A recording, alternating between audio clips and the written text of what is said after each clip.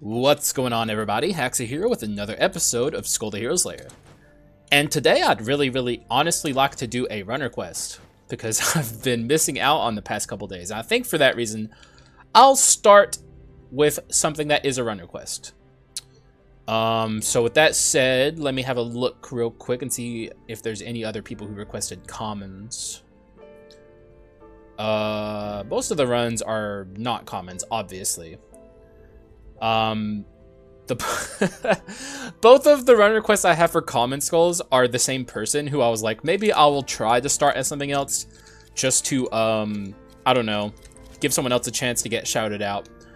But this person has made the same run request, or not the same run request. They made multiple run requests, and I'll start with both these skulls. So this is another shout out. I did this at the start of the Reaper run, and I'll do it again here. Shoutouts to Doc Run for your Magic Werewolf with Put Pocket and Magic Basic Attack items run request, and also your Backstab Start plus Rip Pocket Thief Full Start, which this does not have Backstab.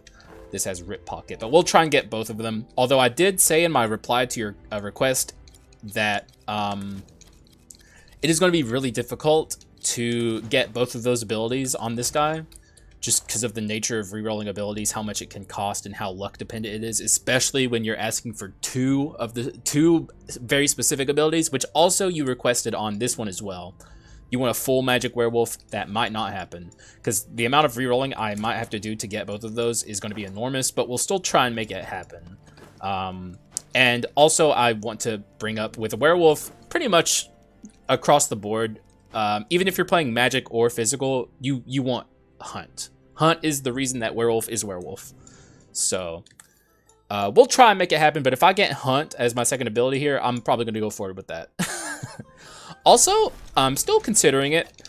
I might try and also make this my I brought this up recently, how I want to do a video where I very much like go into extreme depth explaining my decision-making process. We got hit by the brawler there. I don't like where this is going.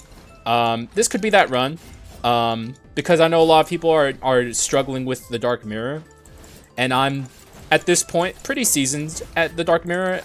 My win rate, I haven't lost in a very long time, I guess I should say. My win rate has certainly gotten better the further I play this game mode, the more I just kind of learn the rights and the wrongs and the do's and the don'ts. So that could be what we do here today. When we get to the shop, I'll go into it further. Actually, you know what? Screw it. I'll do it. This will be that episode. If you struggle in Act 1, Part 1, and you're, a little iffy on swapping as a mechanic, that's fine. However, at the start, there are, obviously a bunch of skulls you can choose between.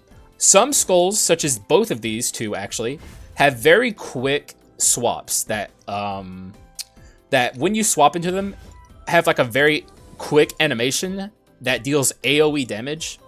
In Act 1, Part 1 in particular, if you want to have the best option, if you want to have the best ability to survive, I should say, that is a great way to give yourself, because you have no items, you have like no strats or synergies yet, you're just building your run. That's a great way to start, because when you're swapping and doing your swaps do a lot of damage, much more than even most of the abilities you're going to be using at that point. And like I said, they're very quick, they're very powerful, and there's a lot of skulls at the start that can do that. Monkey has a quick swap, Pikeman has a quick swap, Minotaur is a great one. You have a lot of options. Also, I will be taking this Princess box, and I'll also explain this. This has Duel on it. Duel is an incredible inscription. Duel, anything really, though the absolute zero isn't ideal. I don't know if we'll be sticking to this, but to start us off here, to have Duel, if we can get Duel 2, that is really good. And also, it just increases both your stats by 30% and gives you max HP 20, so it's really good. Princess box is excellent. Also, if you're wondering why I always take a Carleon insignia on my run, because this generates money in every room swap, excuse me, and taking a basic Carleon sword or staff, depending on how you're starting, it's just smart. It's a smart way to play. It's very min-maxy. In fact, I do it every run, and obviously, it probably gets a little old seeing me take the same items, but it's very important, and also it's only the start of the game, so Like, there's not a lot of variety you're going to get in your item selection at the start of a run, with them all being commons and whatnot. So it's like, just take the most min-maxy option, which is always Carleon Insignia and any basic Carleon item. Generally speaking, a sword or staff, because you want that extra bit of damage. But yeah, the over-explained start has begun. It's going to be... My voice is probably going to be dead by the end of this run, but there's a lot to talk about. A lot of strategies that I want to get into. You know, I think my win rate speaks for itself. I'm pretty good at this game. And also, I did the common only challenge recently. Just want to point that out real quick. So we do... Okay, we have options here. I could take this, and I probably will take this. Even more money generation every time I do a room transition, which is good. Also, our basic attacks are physical, so this will still help me quite a bit. Then we have this, Kindle Stick Rapidity, Arms and Rapidity, pretty good. Like, increasing your attack speed by 20 is also pretty good in general. However, no money generation, and money is obviously very nice to have. And then you have Prayer of Grace here, which is a mana cycle that increases your skill cooldown even further. It's not a bad item. Relic is also a pretty nice thing to have if you're struggling and you like want more ability to handle rooms. This can heal you in room transitions. It's pretty nice. However, like I said, I'm pretty happy with this Carleon sword. It's going to be pretty good in this first half of the game, so I'm going to take it. But obviously, the since I talked about it at the start, this is like a magic run request with both of these guys ultimately. So pretty much regardless, I'm setting myself down a magic path here. The only unfortunate thing will be if we see like Hope Slasher in like the Dark Courts shop or something. You know, that would suck to pass up, and I probably wouldn't pass it up, to be honest with you. Oh god, okay, this is getting nasty. Always respect these guys. Oh my god, oh my god, oh my god. Okay, hang on. Like I said, this guy's being extremely nasty. These guys are terrifying, especially if they get in a cycle like that where they keep using that exact attack over and over. We got through it with some battle scars. I'm going to buy food there. Never be afraid to buy food, by the way. Food is very important. However, this shop is so sick with it. Oh my god, this shop is so good. I'm probably going to sell the Princess Box and pick up... I mean, there's a lot here I like. I like the Dwarf. Let's look through here. See if we can't find something nice here. This is good in the long term. In the short term, it's only going to be giving me 20% extra gold gain, but that's nothing to throw your nose up in the air at either. It's nice. I'm actually going to take it. Treasure is a very important inscription on runs. And gold percent gain is actually rare. I'm fairly certain, though I might be forgetting something. It's only on Stone Mask and Gold Incense Burner. Or, Gold Incense Burner. So if you can find this stat, generally speaking, I recommend you take the stat, especially if you're early in a run. Later on in a run, gold gain is not as important, but here at the start, we're definitely going to enjoy having this. And I'm also going to sell this Princess Box. Easy come, easy go. There's a lot here I want. I think I can afford to take this Dwarf. A Dwarf is a quintessence. That's kind of a pet item of mine. For new players, it's a little hard to justify it. For me, however, who just doesn't mind farming it up, it's really nice. And the good thing about Dwarf is once you finish farming this up, you eventually get to a legendary quintessence that is actually a very powerful quintessence, especially in the early game. And if you decide you don't want it later, after you're finished farming it, you can sell it for 15 max HP, as long as you farmed it up. If you sell it for a common, you're only going to get 3 max HP. But this is, especially on a run like this where we're playing magic skulls with physical basics, it's actually a lot more justifiable than it normally would be. And also we got the cleric here, who is like a farming machine. Like, I'm going to farm the hell out of this cleric. Oh, okay, let's remember that he's doing stuff too.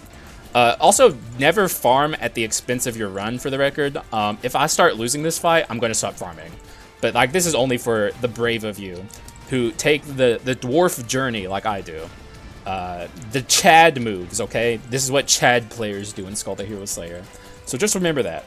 Dwarf is much, much better than I think most new players give it credit. Also, she's being particularly nasty. Okay, I need to be cautious. I'm if you get to this point in the fight and you're taking as much damage as I am and you're a newer player, stop farming. I, however, am pretty confident in my ability, and once I start beating her up, she will die very quickly, so I'm going to keep it going, just because I'm a bit of a min-maxing psycho. Ooh, okay, she is being very nasty. I'm sick of her... I was literally about to say, I'm sick of her laying the poles down. All right, I'm probably going to start beating the hell out of her. I'm sick of her. And also, she teleported as well. You've had enough here, Miss Cleric. I'm tired of you. You bore me. Get out of my face. Pretty nasty fight overall, I would say. Obviously, I made it worse on myself by farming the quintessence as much as I did. I'm going to get a couple more hits in with it.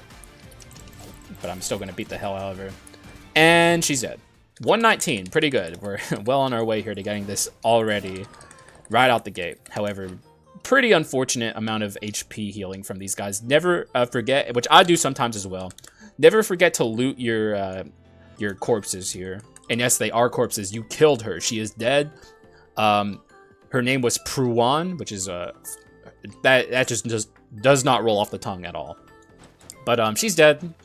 Any cleric you see in the future is not the same cleric. She is literally dead. It's the weirdest thing. Honestly, I wish the devs didn't have the naming mechanic, because it's like, I could believe that I just knocked her out and she shows up again later, but quite literally she died, and any cleric you see later on is not the same cleric. By the way, this is a thing I do, and the longer you're around on this channel, the more you'll hear me preach about it. I build 2 skulls to legendary every single run, okay? This is a strategy that I do recommend people in my audience do. However, if you're new to the game, I do not recommend you do this. Because swapping adds an extra layer of, like, thinking process, or I should just say processing power. It adds an extra layer of processing power to the gameplay in Skul the Hero Slayer. And new players who are already struggling as is probably shouldn't hyper focus on it as much as I do. Water Skull's quite nice with it. Here's the thing. I'm already doing a dock run request. I don't have to do 2 dock run requests, so I could pivot away from either of these guys and take something else here. This is a Lake of the Spirit Water Skull. Water Skull is a skull that maybe, I don't know, should I go this in depth with it? Because I think most players know who Water Skull is. He summons waves whenever you're dealing damage to enemies. He's actually, I always call him a pseudo speed skull, which is a bit of a meme on my part, but also kind of true. Like, he's certainly a power skull, but the way he operates is very much in line with how speed skulls tend to operate, where he's a DPS guy. Though his abilities are quite nice as well. The ultimate way that you deal damage with this character is through the waves most of the time. He also has some very nice abilities that have iframes on them. And you've probably watched my videos and you've heard me talk about iframes before. Iframes, which if you know, I'm just trying to be as thorough as I can here. If you don't know what I mean when I say iframes, I mean whenever you're invincible, like in any amount of invincibility that you have for the duration of the invincibility is called iframes. And Water Skull, if I get the right ability, has quite a lot of them. It's very nice. He's one of, in my opinion, a skull that got quite a bit of value in the Dark Mirror update. Also, apologies for the farming. Once we get out of Act 1, we'll probably get our King Dwarf quintessence in the Yiggy fight. And then from there, the farming will end. But, you know, just getting to that point takes a little bit of effort, which I think is most of the reason why people don't like the Dwarf quintessence, which personally, it's like, people will spend 8,000 years kobold farming, but when it comes to getting King Dwarf, people are like, that's too much, bro. Which is baffling me. This is the remaining one. He gives you a skeleton or a skull for a little bit of your HP. If you're a player who struggles in the game, be a little cautious of him. Don't instantly trade your HP away for skulls, especially the earlier you find him. He's actually one of those NPCs that the later you find him, the better it is to free him, because early on he has a much higher chance of giving you a common, and you don't want a common from him. You want as many skull shards as possible from him. So sometimes it's actually pretty smart to leave him behind, don't free him yet, and hope that he shows up again later.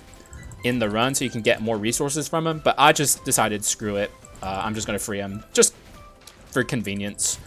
But yeah, keep that in your mind. Also, I'm not going to go so crazy with the min-max here that I'm going to use it to kill this guy. There's an arena coming up down here, like a little space, like this right here. It's like a little area where a gajillion enemies are. This is where we'll farm with Dwarf. But I won't even go super crazy with it, just because the placement of my turret means that occasionally enemies will wander behind it, and then I won't be able to attack them. No Omens yet, by the way. Very unfortunate. Here's another way for me to get more money off of my Carleon insignia by taking the standard issue Carleon bow. I am going to do that. So, one of the worst food items in the game, in my opinion, is Amanitas.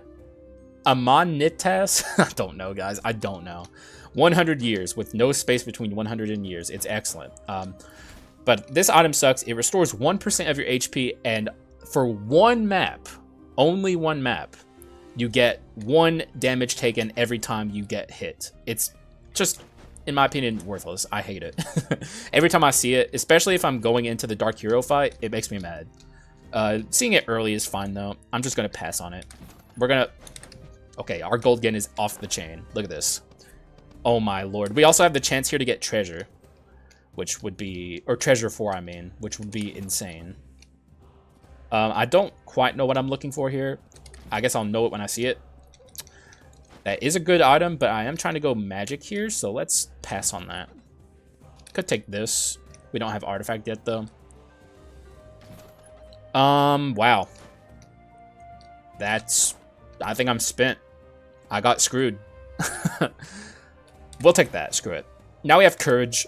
It's something temporary for the run. Obviously not magic, but early on in the game, especially Act 3 is kind of where you have to make a call if you're going mixed magic or special or mixed magic or physical. I mean, but early on in the game, everything has low HP, so you can kind of stand to go, like, even if you're not focusing physical or not focusing magic, you can still take items like this and get pretty decent value out of it.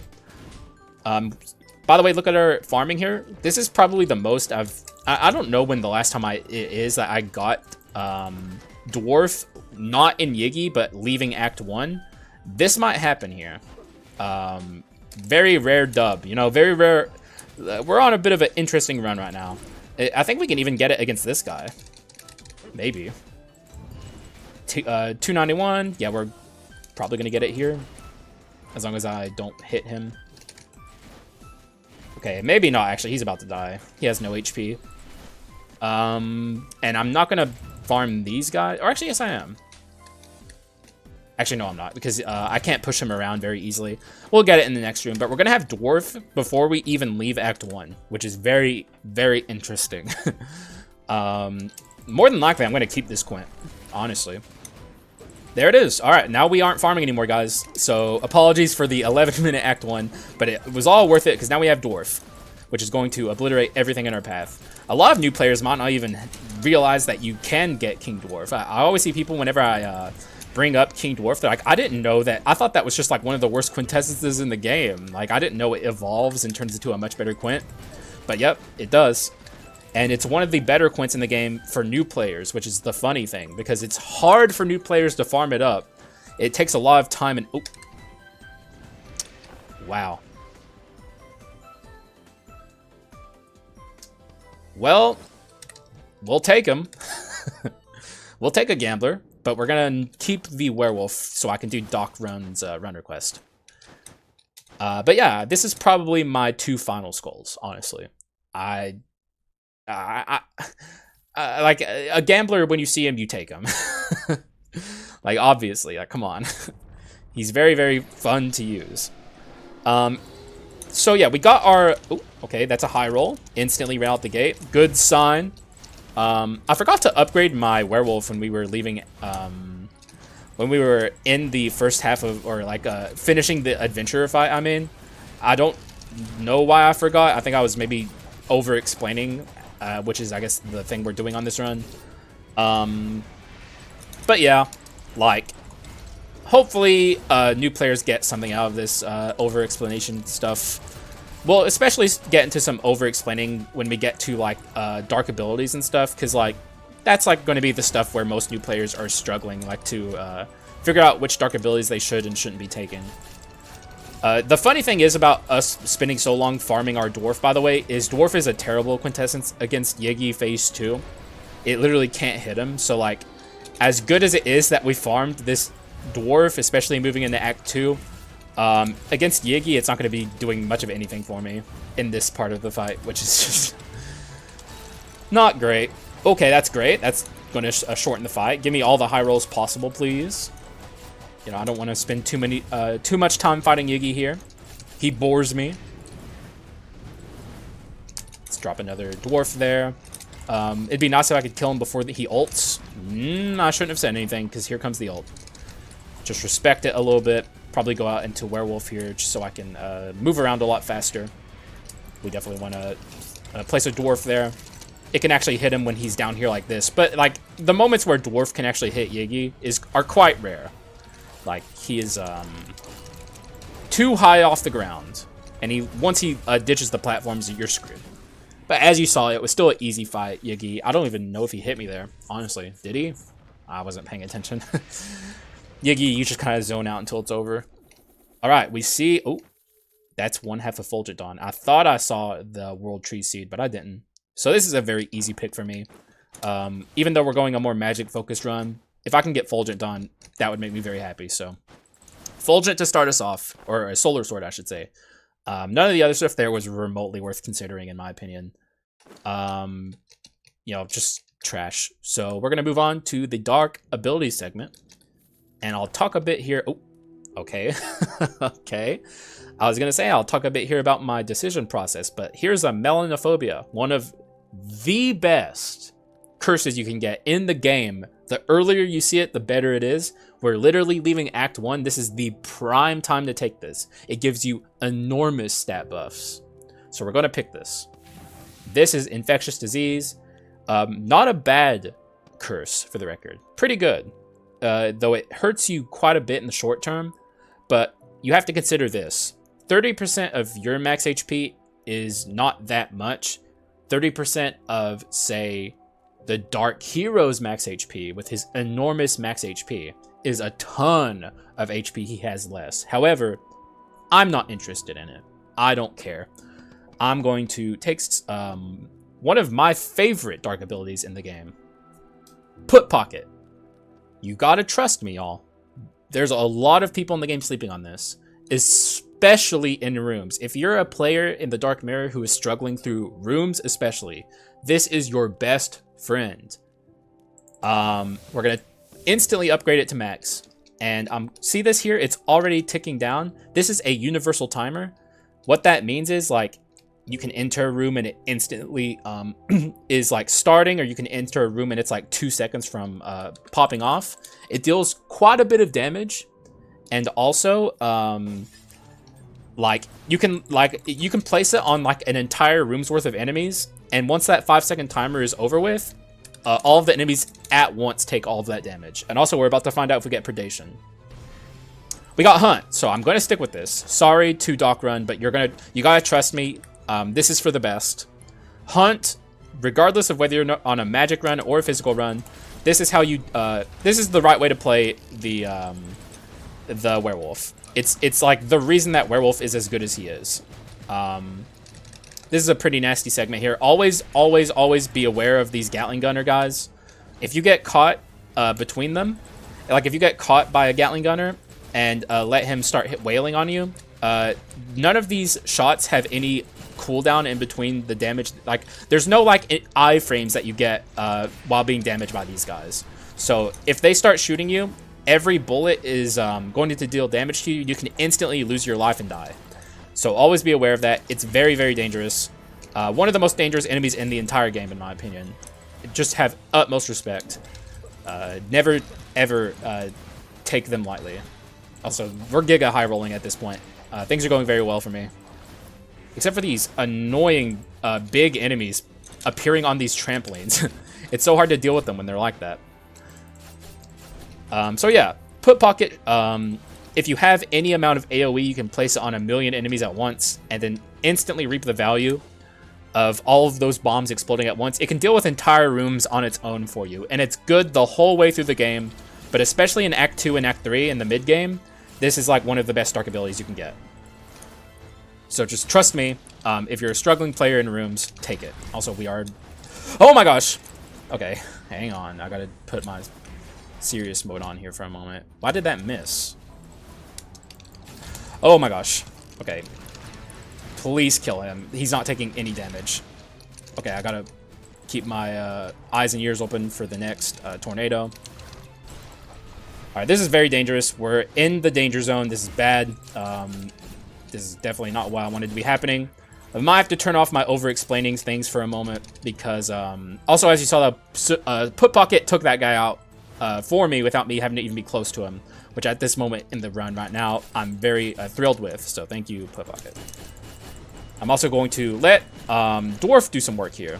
There is a Gatling gunner here, so just remember that.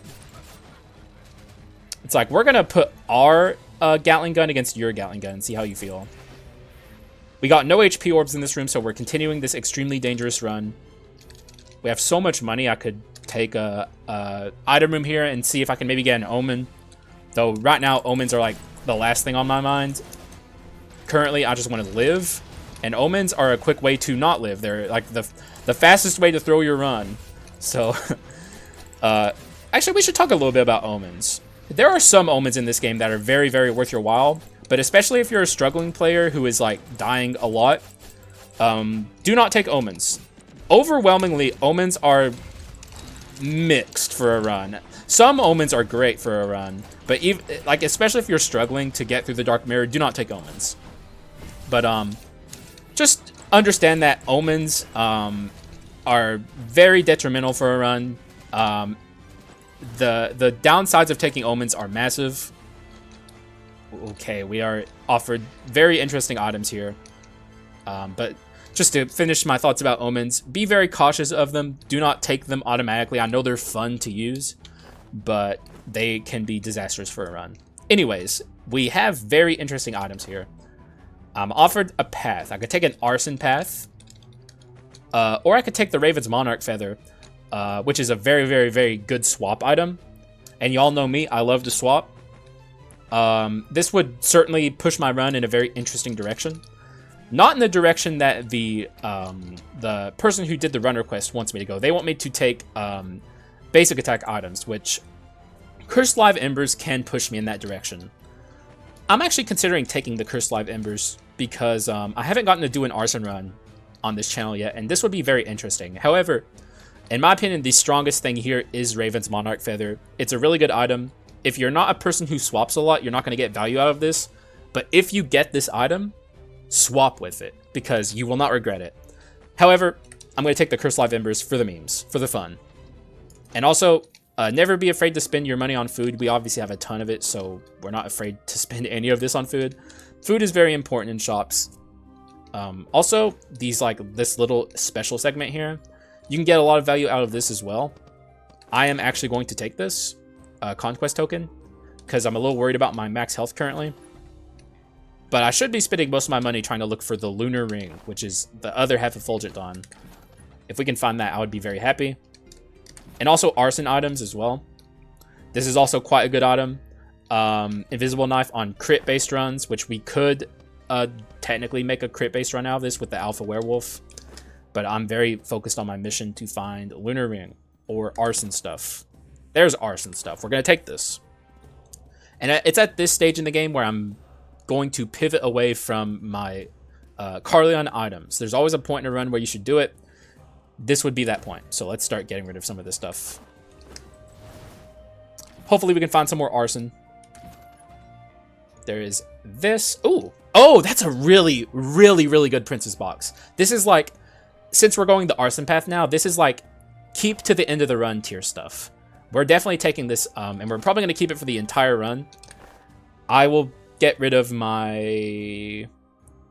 I'll actually get rid of the medallion at this point. And I think I can afford to take this as well. I can afford to pick up this, yes. The Miracle Drug of Perseverance makes your swaps quicker. Very nice to have. Obviously, if you don't swap a lot, probably shouldn't pick it up. But in my opinion, most of the drugs, most of the time, are worth picking up. They're very good. Also, our room problem might be over with now that we have arson. Arson is like the room clearing status. It's very good at it. Against bosses, it kind of struggles a bit more. But especially with the Cursed Live Embers, we're going to be melting rooms, basically. Also, I'm going to free this NPC, but I'm not going to use her. Or maybe I will. Do I like these gambler abilities? Actually, I think I like these gambler abilities. However, just to get into this a bit, it's not confirmed, and personally, I'm a little skeptical of it. But whenever you free an NPC, it removes them from the spawning pool. Which can maybe, we don't know if it's true yet, it can potentially make other NPCs more likely to show up. My audience yells at me when I don't do it, so I'm going to do it here and also explain why I did it. But like I said, I'm not convinced it actually does anything. It might, I don't know. But I'm going to do it anyway, just mostly so my audience doesn't yell at me. But also just for the explanation. Also, we should swap here. Get some hunt action there. We're going to be very heavily looking for Arson 4 moving forward. In fact, I might end up buying Arson 4 as my as one of the inscriptions on the pedestals that I buy. Those are very important, by the way. Also, this is something I should talk about a bit. Item slots are extremely, extremely valuable. Not just for the power of item effects themselves, like, say, Fulgent Dawn is a very powerful item effect. Also, this is a very powerful item effect. But item effects, in my opinion, personally, and I think I'm right about this, come secondary to your inscriptions. Whenever you're building a run in Skul, build around your inscriptions. Inscriptions are everything in this game. I know a lot of people will, like, be on a run, and they're, like, you know, have, like, arms 3 or something, or arms 4, I should just say that. And they see, say, I don't know, Rear Blast. And Rear Blast is a very powerful item. However, it has really awkward inscriptions for a lot of runs. And a lot of people will ditch one of their inscription-based items, say, I don't know, what's it called? Rapid Sword of Subconscious, which is like arms and duel. And say you're building an arms run. It would be a mistake for you in a run like that. Also, we are taking a lot of damage here. This stupid Huntress. Oh god, okay, the mage is popping off. I gotta be careful here. But it would be a mistake for you to ditch the Rapid Sword of the Subconscious for Rear Blast, even though Rear Blast represents more damage percent. That, frankly, does not matter. Your inscriptions are much, much, much more important. So always remember that. Always build towards your inscriptions. Powerful item effects are good and all, but they come second to this.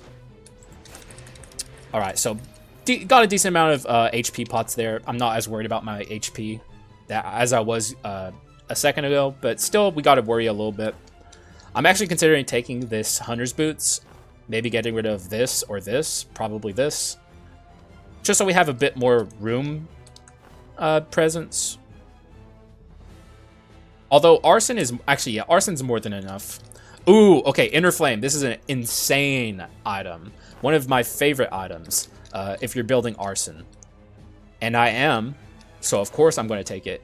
And since I'm thinking about making my inscription in the shop, my Arson... actually, this is a way to spread Arson. I'm going to buy Arson 4 on the pedestal, and I'm going to get rid of that item and keep the Inner Flame, which also spreads Arson, for the record, so... Pretty much just an upgrade in every regard. Inner Flame is one of my favorite items. Swap, you get more damage percent, and you burn things. Even on non-Arson builds, you'll still see me take that item a lot for the damage percent. Really, the 2 medallion items... Ooh, that's not going to hit anyone, is it? Nope. We're going to let this guy pop off. Like I said, always respect the Gatling Gunners. They can instantly end your run, and it sucks. And it's like one of the worst feelings to like lose a run to those guys. So always be aware of what they're doing. Which kind of takes like intuition. Like you kind of got to remember where enemy placements are in Skul. And obviously like that takes practice and repetition. But like, just Yeah, this guy over here. Even that was cutting it close. I think he even dealt some damage to me. I'm not entirely sure, but just respect them. If you see them on the screen, like they are your top priority. Never ever let one hang around and like get a sneak attack on you or something. Maybe you want to deal with this guy quick. This is the disaster prefix when it comes to Dark Elites. Especially if you're in a small space like we were there. Don't let those guys do anything crazy to you. Also, that was an Inner Flame kill, by the way. Inner Flame, the swap does deal damage, so always remember that. It's actually a way... It's like one of my favorite items to have on the mage, who has like one of the worst swaps when it comes to like active presence. So it's like an item that you can pick to help his arson mechanics, but also deal damage when you swap with him. So just a little bit of advice there for people. And we're gonna hopefully finish the rest of Act 2 here with little problems. It's been kind of rough so far, but I think the worst is behind me. Mostly the reason I've been taking damage here is because I'm explaining so much stuff.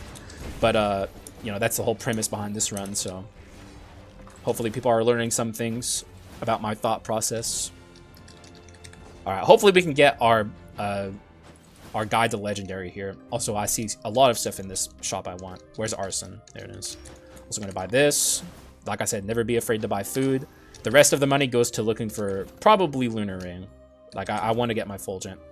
Or this. This is one of the basic attack arson items I was thinking of. Kind of make... It's a little rough here. This is like, because the person who requested this run wants me to build around my basic attacks, and this is a way to spread arson with my basics.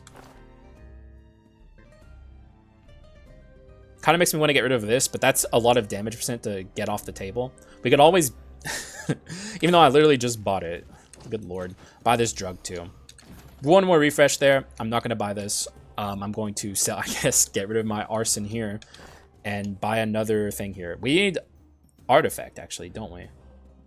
We do. Do we not? We don't even have artifact at all. Wow. Ooh, but I see this here. This is like a really good swap item for me. Ooh, actually. Oh, we have arson 5. We didn't do this yet.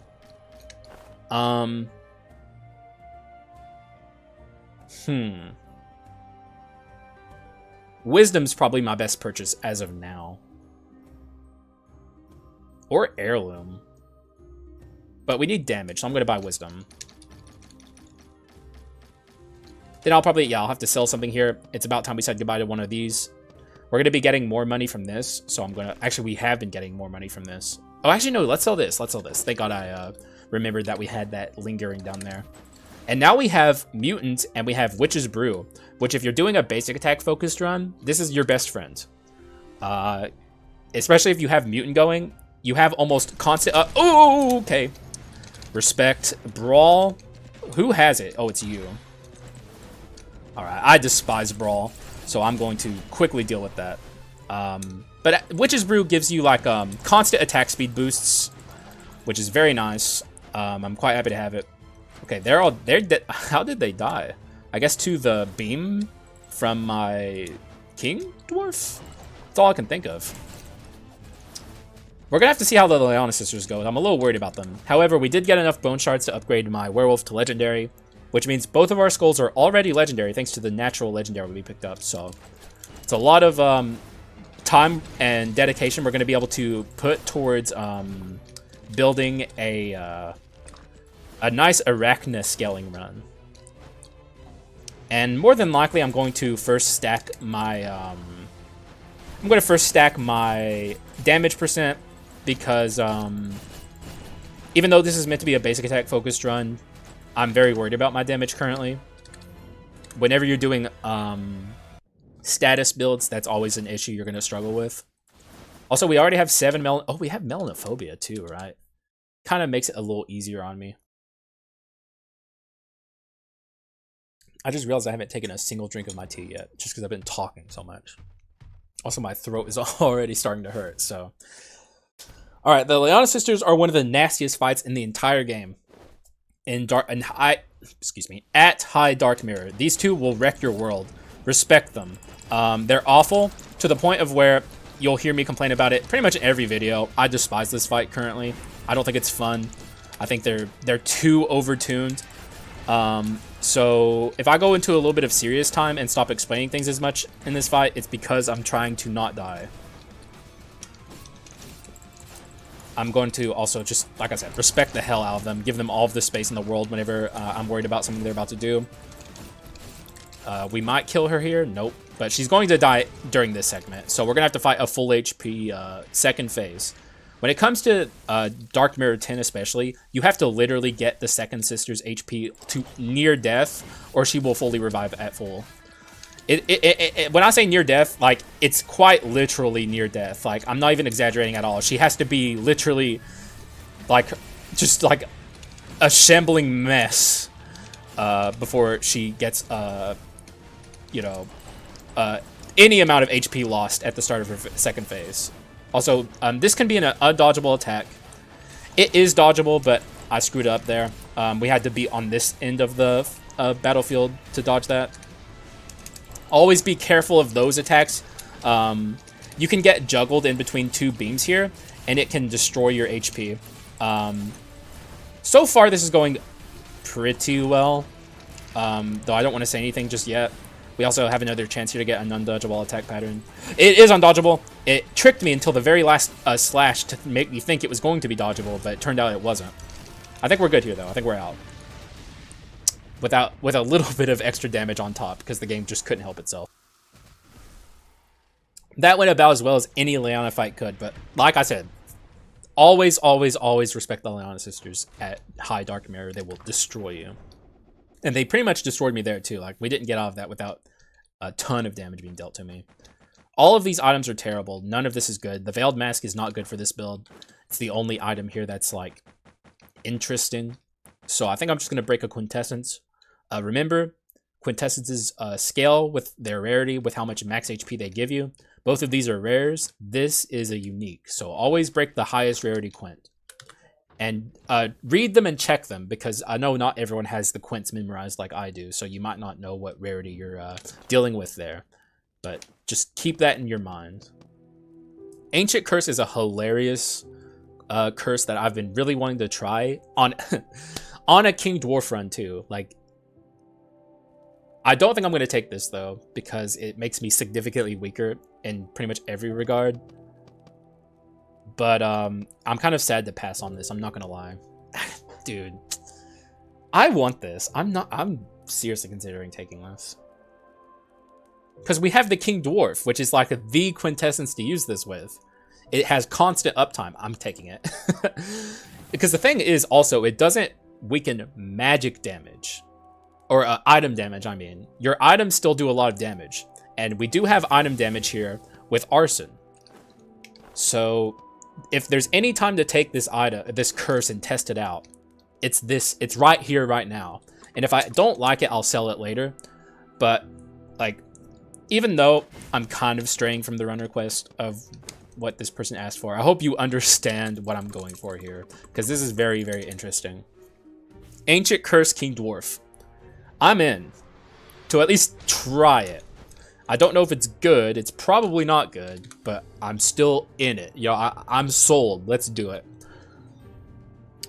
Although, obviously, getting it here of all the times to get it is rough because the freezes are here. The Transcendents, as most people probably know them as. Also, worth noting as well, Ancient Curse doesn't stop swap damage. So if you have a skeleton, or if you're swapping a lot, you can also keep your, as the game calls it now, what's it called? What? They changed from calling it swap to calling it something else, but I can't remember what they call it now. It starts with an R. Alternation, not an R. It's alternating. Alternating skills, which is whatever your skull does when you swap out into it, is not affected by Ancient Curse. So just remember that. And also, we have the slime here, a very interesting moment in the run to get some crazy stuff going. Also, look how much damage our dwarf is doing now, for the record. It's actually solo doloing that guy down there, which is pretty funny. Alright, always whenever you're fighting the mecha golems, for the record, keep in your mind that they could be launching missiles at you, and the missiles are very slow moving when they're off the screen. So never forget that that's a thing that could be happening. I'm just going to go ahead and full send this, which I probably should have sold my gold yen items. That's interesting. Probably not good. So sadly a useless dupe. Unfortunate. I would have loved to have seen Cursed Live Embers get duped there. But it is what it is. Like I said, I'm sure if you're min-maxing here, I would have sold this and probably this. But I don't think beggars can be choosers on the current course that this run is on. Things are interesting, but my item quality overall is kind of poor. So I'm pretty hesitant to get rid of my good stuff. Oh my god. Okay, so we stopped these guys without ever having even looked at them because of Cursed Live Embers just demolishing them without me even having to be there. So that was pretty beautiful. Unfortunate to see this. We're not going to take it, but it would be kind of cool to take it. But we're on a very specific run at this point. Arson stuff is happening. I'd like to get some basic attack stuff on him. Basically, what we're looking for now is item effects to kind of make up for all of the damage that I've lost through the ancient curse. We don't do enough damage to make use of that. Oh, there it is. We got it. Lunar Ring. Now we have Fulgent Dawn. Incredible stuff. Should I buy the Bone Shard? Actually, I'm not going to buy the Bone Shards because we have plenty of time to gain Bone Shards. I need to find items. Now that we have this, we want to get rid of these. So those are on the chopping block now. We need powerful item effects. Sadly, none of this shop was that. I'm going to save my money here, actually. We could... since I passed on buying the literal bone shards from that shop, I'm going to take a skull room here. But we could have reasonably decided to go against buying... go against going into this skull room and take a... okay, there is a missile coming after me. Like I said, always keep that in mind.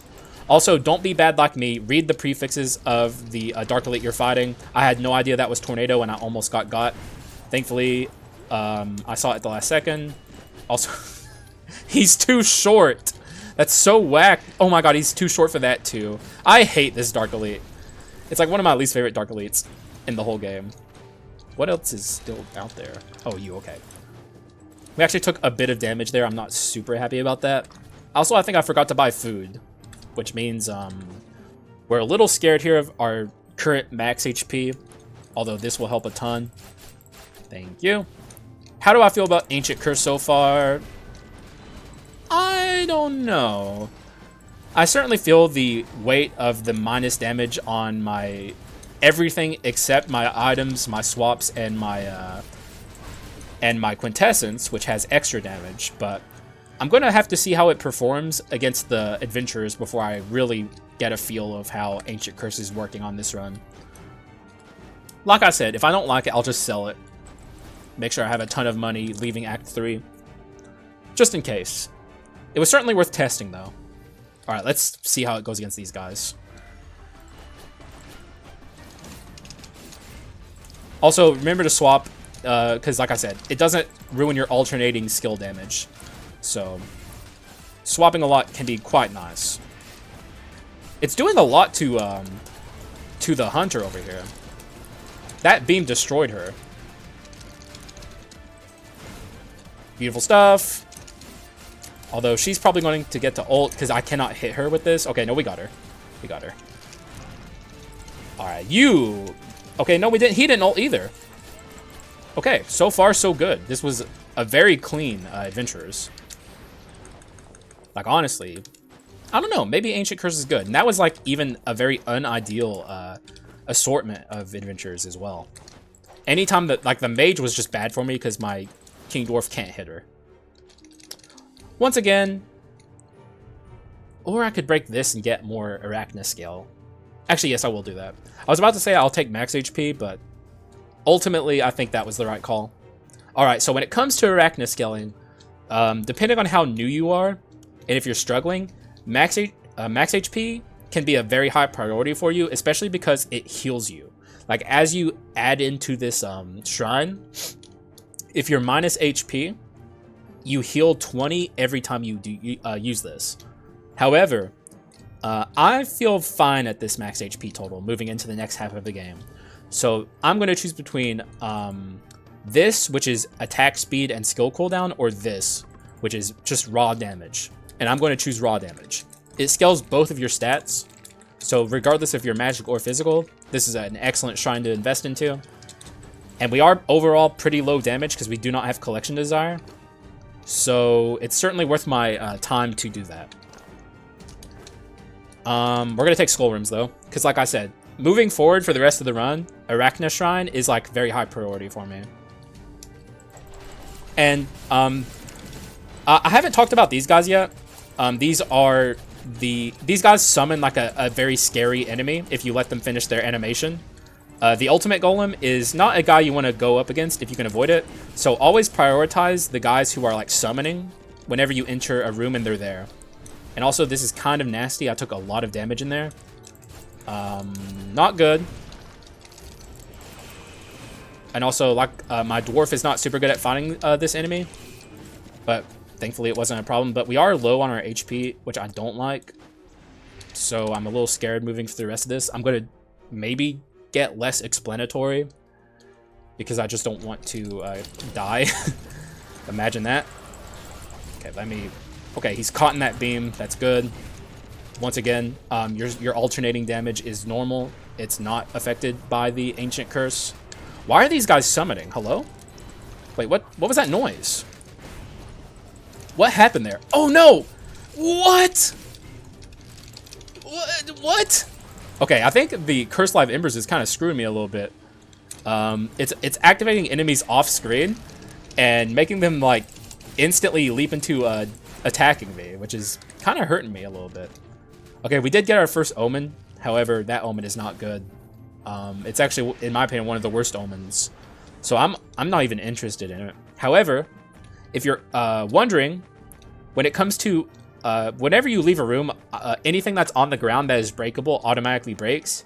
However, the way that Skul works, and I don't know why it works this way, it doesn't automatically prioritize the most expensive item. It prioritizes the rightmost item.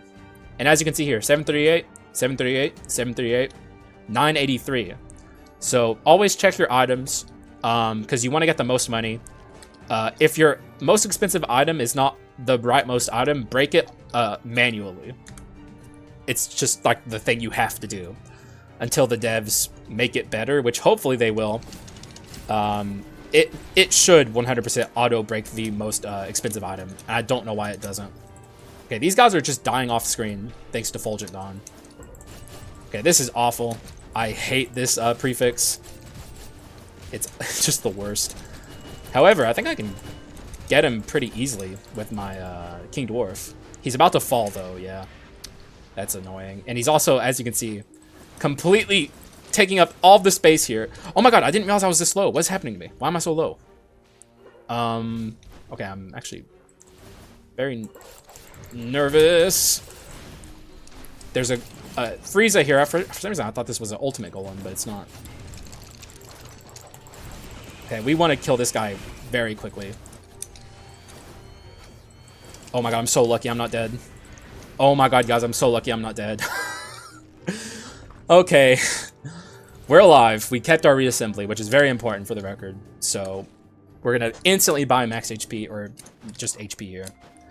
And consider ourselves lucky that we still have our life here. I'm going to keep some money here because I think I'm going to end up selling this Ancient Curse. It was fun while it lasted, but honestly, I'm not feeling it. We're going to refresh a couple times. One more. I'll buy the drugs, I think. How much does it cost to get rid of a curse moving into Act 4? We're not going to need the drugs. I'm going to save my money because we're going to Arachna scale up to extremely high. But like, if Ancient Curse doesn't work with King Dwarf, for the record, Ancient Curse is a bad. It's a bad curse. Don't take it. That's That's my assessment there. Certainly worth checking out, in my opinion. I'm not unhappy that I took it. But, like, we're missing Collection Desire, which is one of the best dark abilities. We're going to get that instead of having Ancient Curse. Certainly for the best. And our King Dwarf will still be decent, even without Ancient Curse. So it's like, I don't know. Also, I want to go back on the basic attack run that I'm supposed to be on. So, alright. Thank you, King Dwarf, for showing up. Please deal with this guy for me. Thank you. I appreciate you. Also, this is another tornado. We've seen a lot of tornado curses here. Okay, thank God it didn't spawn on top of me. I actually wasn't sure if that was a thing that could happen. God, dude, freaking, Cursed Live Embers does so much in rooms, bro. Like, honestly, our rooms are being completely carried by our arson. As you can see, also, we have 127 bone shards here, so things are quite nice.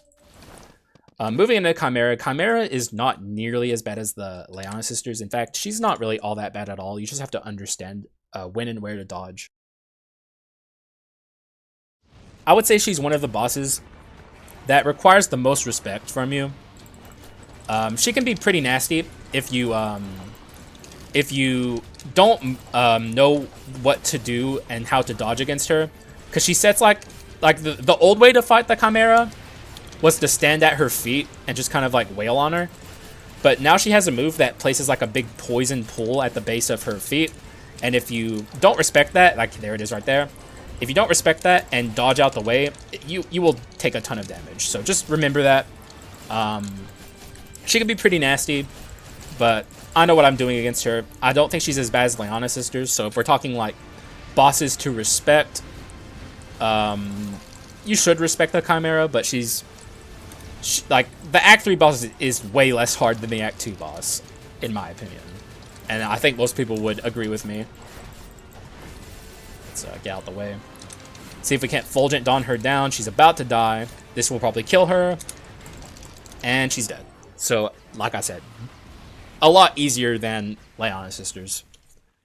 And we have plenty of money here to sell our curse, which I'm very happy about. Get rid of this ancient curse. Like I said, fun while it lasted. It wasn't bad experimentation, but I'm done with it. Also, these items are a lot more interesting than the last set of items we got. A lot of quintessences, which is bad.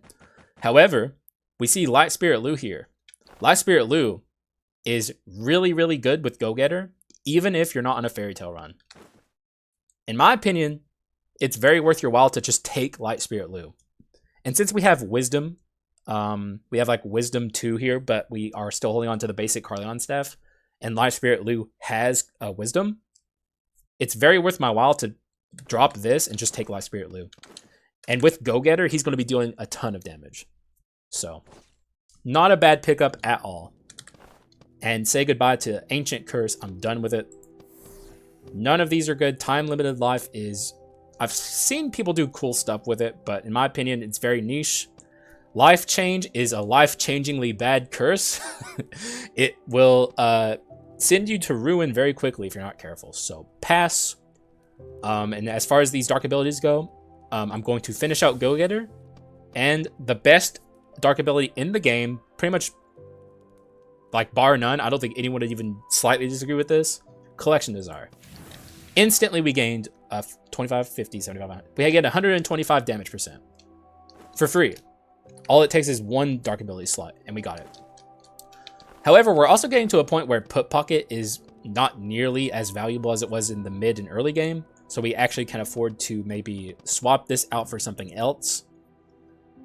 I could get Innate Power, which follows the trend of basic attack focused stuff.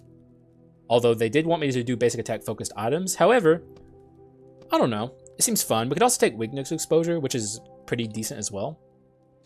I think I'm actually going to take Innate Power. I never take this. Basically because I don't think basic attacks are that good in the Dark Mirror. They're certainly not a thing I generally focus. But if you have items that are also making your basic attacks more powerful, it can be a fine thing to focus. Also, we are done with our damage percent. That's fully maxed out. Now we have 774 damage. And as you can see here, our magic and basic are not that far apart from each other. So we could easily, if we wanted to, get some like physical based stuff. Like say I want to get rid of these two, which I do in this act. Maybe get like a thief armor, an evil sword Kyrian, though the time frame for evil sword Kyrian is quickly running out, so I'm probably not going to get to take that. But I don't know, like gunpowder sword could be okay, though we don't have crit investment. Anyways, we're going to invest into our cooldown and attack speed here. We only got 3 into it so far, but that's going to very quickly help me out a ton. We're going to probably be focusing on using our basics a lot more moving forward. And thankfully, since our werewolf has physical basic attacks, he's not bad at using them, thanks to the insane amount of just like mixed stat gain we have. So pretty good stuff. Also, sorry for the noise there. I wanted to scratch my ear. Alright, so this guy's pretty dangerous. The bane of pretty much everyone, and the funny thing is, you're stuck with this guy even in Dark Mirror 0. The Demon Hunter is one of the worst enemies in the game. He never gets any better. There are ways to fight him that make him not nearly as bad. Like, once you know what you're doing against him, it's not...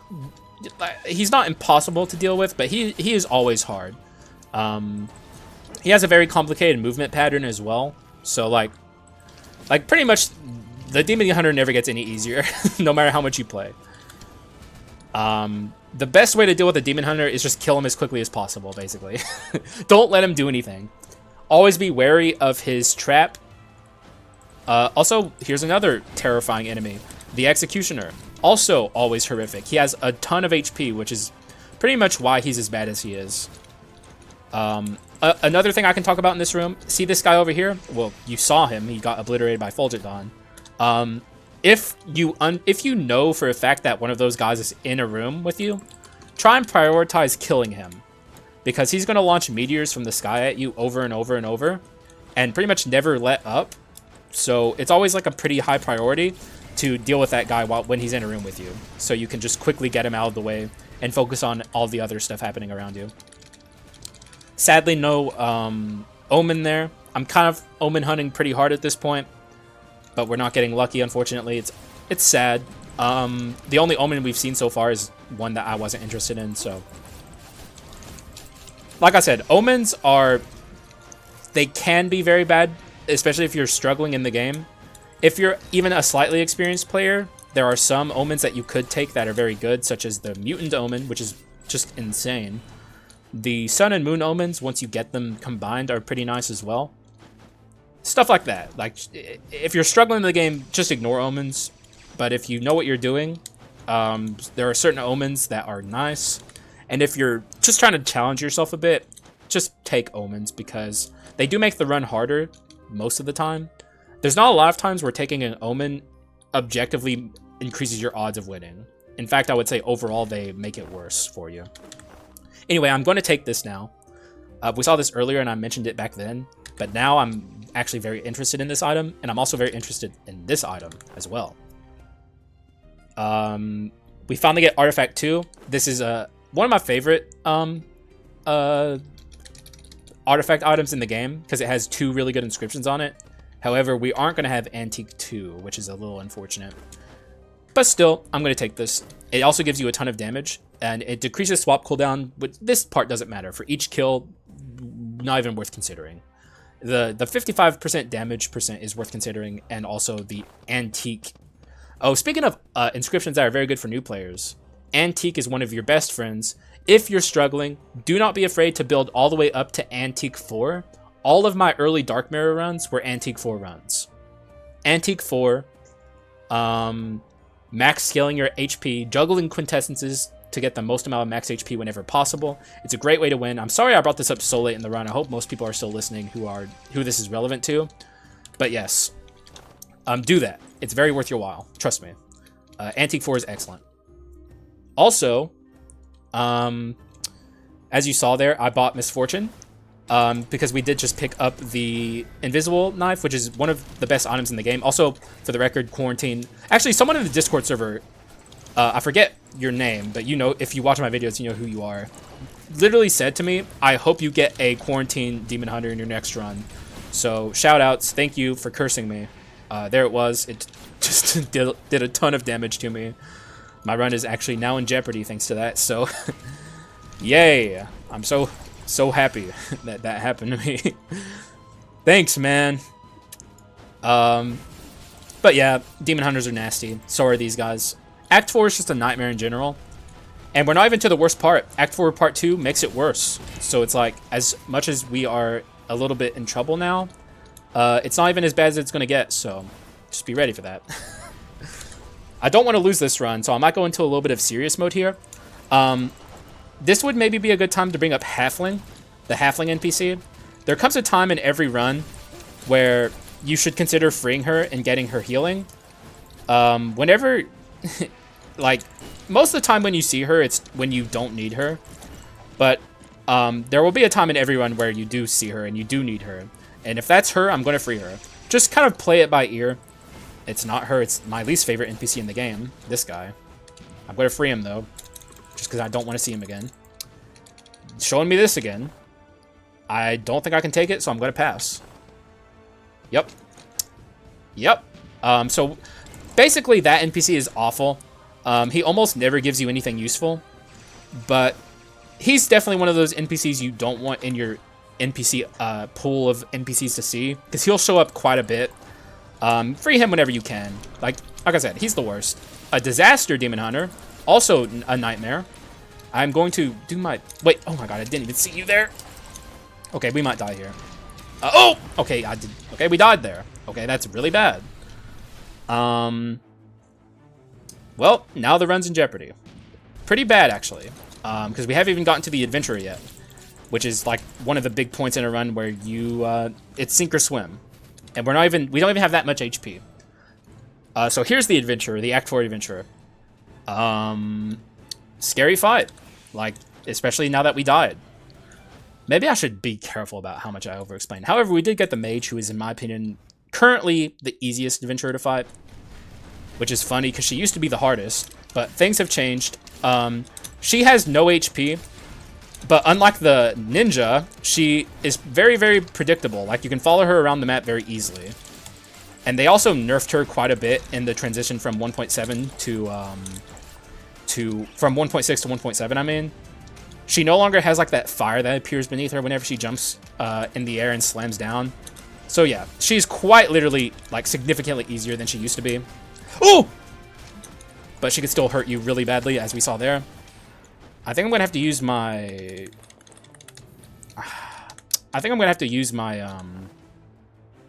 Okay, this is actually a very much worth considering item. It might actually be the time to say goodbye to this.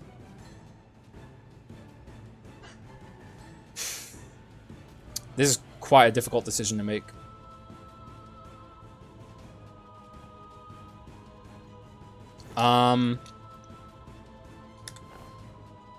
This is rough. I think I actually have to... That's a lot of stats to lose, but I think I have to.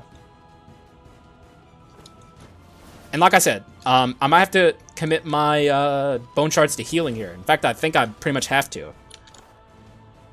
This is rough. I was sitting there making fun of the mage and saying she's ease, but then she showed me that, you know, shut the hell up. Who do you think you are? I'm gonna kick your ass.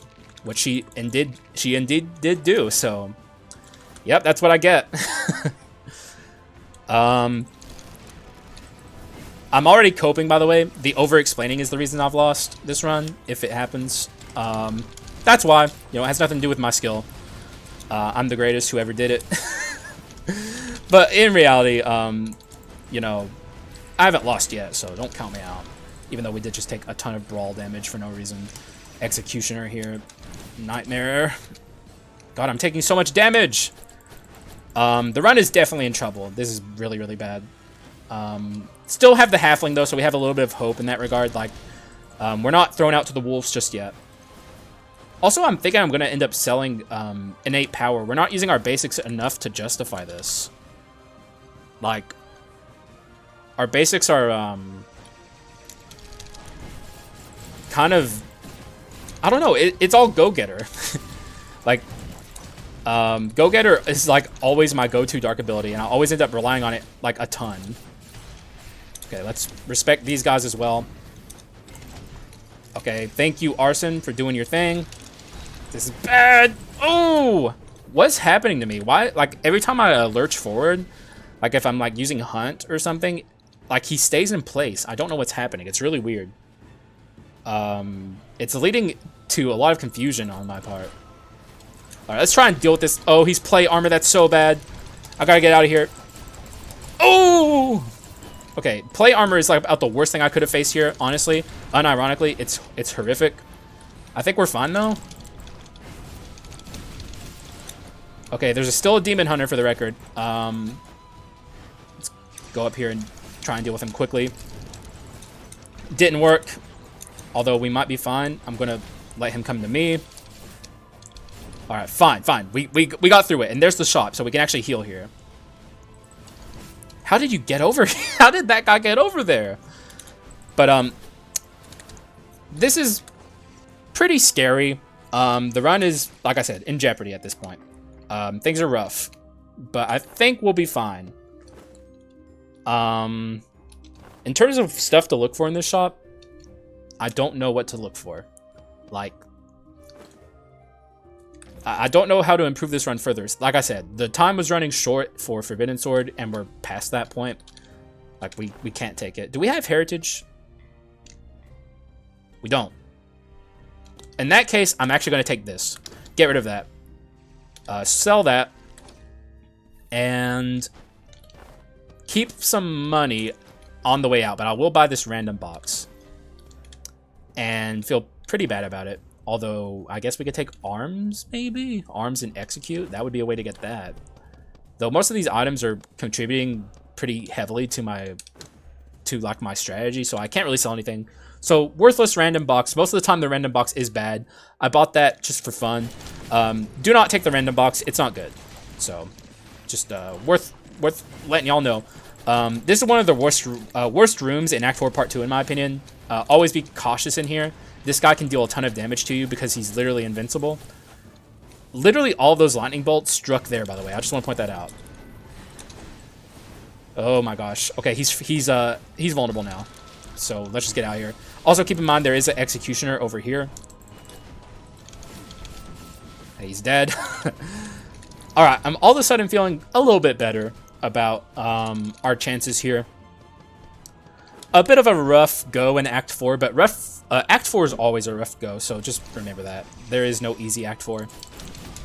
Or at least very, very rarely is there an easy Act 4. Also, another point of advice, particularly for this room, these guys can hit you from down here. Oh god, I just got launched into that disaster by a low roll on my guy. Pretty rough. Okay, we're fine. Everything's good. Everyone relax. We're good. We're cool. We're fine. That's okay, let's get the hell out of there. He's hunted, by the way, or at least he was. So he's taking a lot of damage. Okay, so things are still going okay. By the way, 22 melanophobia. Just imagine how much stats that's contributing to this run. Like I said, early Dark Mirror people do not have access to melanophobia. It's something you unlock the later you get into the Dark Mirror. But if you see melanophobia earlier, always take it. Also, here's like my biggest piece of advice. Oh, we're doing it again. Whenever you're falling into the void in Act 4, swap. Because you can take that damage on your swap shield and completely mitigate the punishment you're supposed to be taking by falling into the void. It's like my favorite thing to do, especially if you're a klutz like me and fall into the void a lot, which I do. So don't feel bad if you're falling into the void a lot. I do it too. Also, last second Spokesman of the Mist here. The Spokesman of the Mist is currently bugged in this game. It does not have equal odds for everything. You are very, very, very unlikely to get damage percent from this guy. Crit rate's incredible, though. That's beautiful. The things that you're more likely going to get from the Spokesman of the Mist is crit rate, max HP, or attack speed. And crit rate was probably the best thing we could have gotten there, so I'm pretty happy to see it. Alright, so it is Joan time. I shouldn't badmouth her here because some new players are going to struggle with her. If you're new to the game, she's pretty difficult. For me, currently, at my current level of gameplay and knowledge, I don't struggle with Joan at all. I think she's easy. But I'll do my best to explain how to fight her in this fight, just so you guys have an idea of what to do. So let's go in there and see how it goes. I'm not worried about it, but like I said, this is the over-explained episode, so I'll do my best to give you guys advice. Okay, so let's see how this goes. We do not have reassembly, so keep that in your mind, which certainly complicates things a bit. Though we do have quite a bit of HP, so it's not all bad. Whatever she, in the Dark Mirror, she has like these shields that she puts around her pedestals. There's always going to be one pedestal that's shielded up, so you, oh my god, we're destroying her. You always have to be aware of that and understand, like, if she puts a shield around one of her pedestals, move to the other one and start killing that one. Because the pedestals are immune to all damage when they have a shield around them. So just keep that in mind. Phase 1 is fairly simple, as you saw there. I destroyed her. Phase 2 is where things get a little more complicated. Joan, for new players at least, is probably not a walk in the park.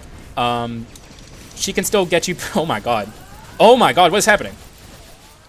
What? What did that? What the heck?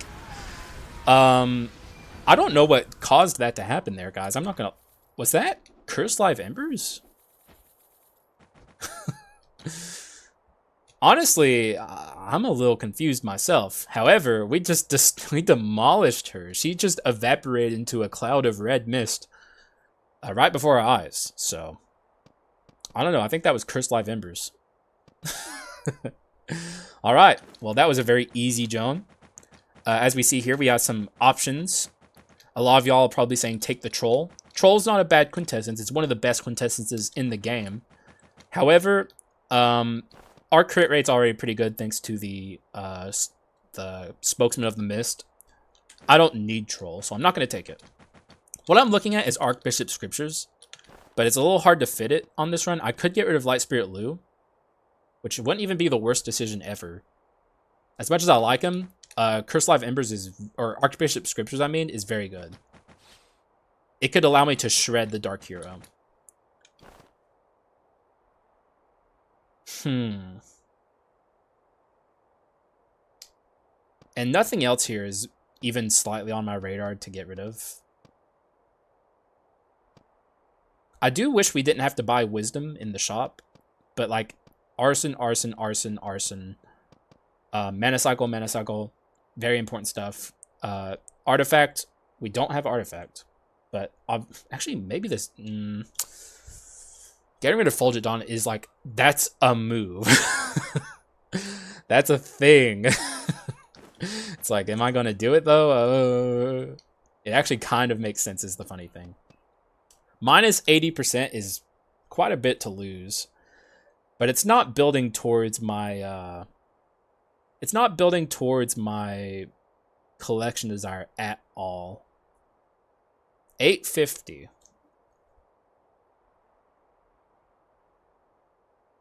And then we can buy Execute in the shop.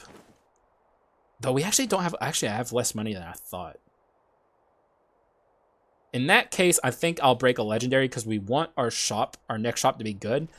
However, I'm being straight up when I say this. Breaking Fulgent on there was very much worth considering. And may have even been the right play. Just keep that in your mind. A lot of new players hyper-focus on how good Fulgent is and think you need it on every single run. You don't. As good as it is, there are times where it makes sense to not have it. So I just want you guys to keep that in your mind. If I had broken it there, it would have been a perfectly valid play. Anyways, I don't think I want innate power here. Innate power, I don't think it's helping me that much, so I'm going to sell this. It takes a lot of my money away, which is why I broke the legendary. And I'm tempted to buy Last Resistance, which if you didn't know, this gives you a life outside of reassembly, so I can... have a little more padding in this upcoming Dark Hero fight. There's nothing else here I'm super even slightly interested in. Both of these are terrible curses for me to have. I can't think of anything else here I'm interested in.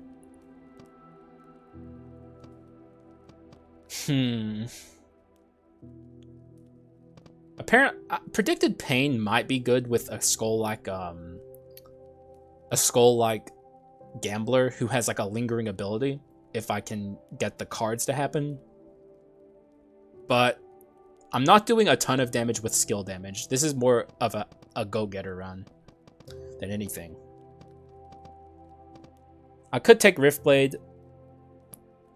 I'm tempted to still take second or last resistance, I mean. And by the way, if you have reassembly, this is prioritized over reassembly. So you will proc this. Well, it literally says it there. You will proc this before reassembly, which reassembly is the second life you get from the witch tree. So just remember that. I could take Super Baby. I could take Reckless Posture. I don't think I'm using my basics enough to take Electric Field. Actually, Relapse. What am I? There we go. That's more Crystallive Embers procs. I wasn't even thinking about Relapse. Relapse is a dark ability that if you're playing a status run, gives you, when it's maxed out, a 60% chance of reapplying the status. It's not super good on arson type builds, but it's definitely worth considering. Also, I am minus HP here, but I want to max out my skill cooldown and Arachna Shrine attack speed here. We're going to buy our a heal in the shop anyway, so I'm not concerned about being minus some HP. Okay, so hopefully you learned a little bit about Arachna scaling. Newer players, very much don't be afraid to take heals and max HP. That's what I did when I was learning the Dark Mirror. But once you get experienced, attack speed and especially damage percent are much more important to you. We're going to juggle a Quint here. Actually, let me double check some stuff. This is actually, we're going to just buy our food then. Yeah, I'm glad I did that. I wouldn't have gone into the Dark Hero fight with max HP had I not paid attention there. Which is a very important lesson. Always pay attention to your shops. Count your money, even a little bit. But okay, so here is my kit. Sadly, it's not what the run requester asked for particularly. I hope you still get something out of this. There's certainly some basic attack focused stuff in here, but ultimately we ended up becoming a go-getter run, which typical me, go-getter is just so powerful. Easily the best dark ability that isn't just direct stat game in the game. Like straight up, it's that good. Go-getter is where most of the source of damage on my runs comes from.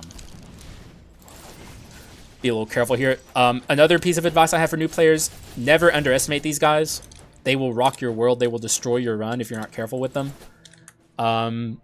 Especially if there's a big giant cluster of them. They can all attack you at once, and it's kind of like the arrows from the Gatling gunner in Act 2. Every single one of those guys, without giving you any amount of invincibility and iframes, can deal damage to you. So it's pretty nasty. But as you saw, we got through there very quickly. This run is very powerful. Like, things are going well. As you saw that Joan fight, which I still honestly kind of am not super certain how that happened, we demolished her. So the odds of me winning this are pretty high as long as I play decently. I have a lot of things to say about the Dark Hero fight, though, and a lot of advice to give. So going into this, I'm going to, if I start losing, stop commentating as much and giving advice. But if things go well, I'll try and talk as much about winning this fight as possible, because this is like the biggest hurdle for new players who are learning Dark Mirror. So it's time. No more stalling. Let's see how this goes. I feel pretty good about it.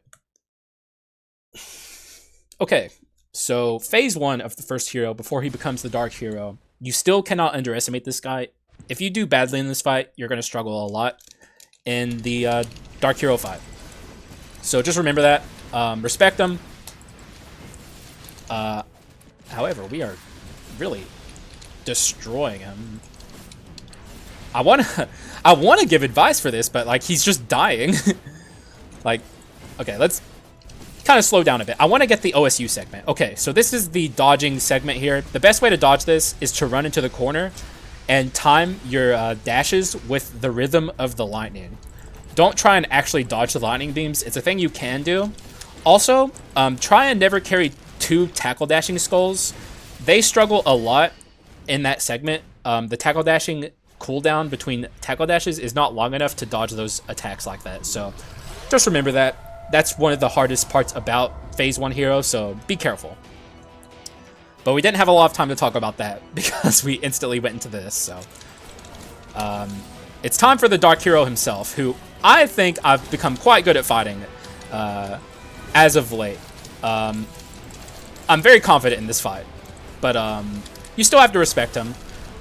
Phase 1 is not really where it becomes a threat. Once he gets into Phase 2, that's when things start really becoming a threat to you. But for now, we're just going through the motions. Here's where he does this attack. I have found that simply walking away from this attack is a really good way to dodge it. So if you're struggling with that in particular, don't get too quick with it. Just walk away from him. Guys, I'm sorry I'm beating him so quickly. I think he might not get to Phase 3. Okay, whenever he summons these, just be aware that he's going to summon... Oh, he's about to Siphon, by the way. The best way to dodge the Siphon is get as far away from him as possible. You can literally just walk away from it at certain distances. But, okay, it's going too fast. For this attack here, just be in the air. It creates giant air pockets for yourself that are very easy to slide into. These actually have very narrow ranges on their... Okay, this is a move I'm still not super good at dodging myself. As you saw there, my heirloom kicked in. And he's dead.